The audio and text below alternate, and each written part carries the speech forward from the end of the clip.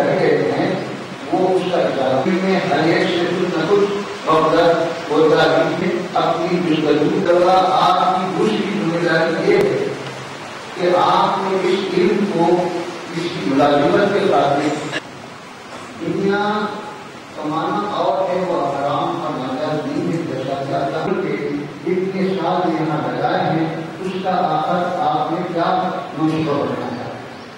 اگر آپ یہ بنا رہے ہیں کہ آپ میں امامت کر لوں گا, میں فلاں کر لوں گا, میں نشر کر لوں گا, میں سلام کر لوں گا, آپ کا مطلب کیا ہے اور آپ کا مقام کیا ہے اس کو پہلے آپ نے اس علم کو سیکھا ہے اس لیے پھر دوسروں کو سیکھا ہے.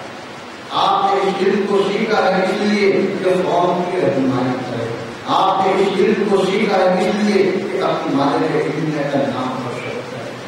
یہ آپ کے علم سیکھنے کے غرض اور علم سیکھنے کا مقصد ہے.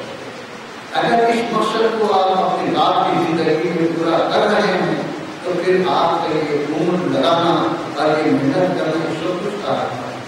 ورنہ پھر یہ مطلب اور بے مقصد چیز ہو کے رہ جائے گی.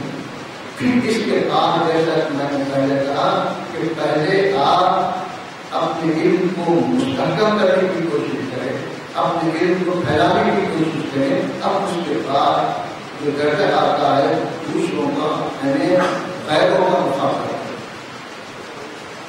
تو غیروں کا مقابلہ کر سکیں گے تب جبکہ ہم خود مضبوط ہوں, جب ہم خود پختہ ہوں, جب ہم خود قابل ہوں تو پھر ہم غیر کا مقابلہ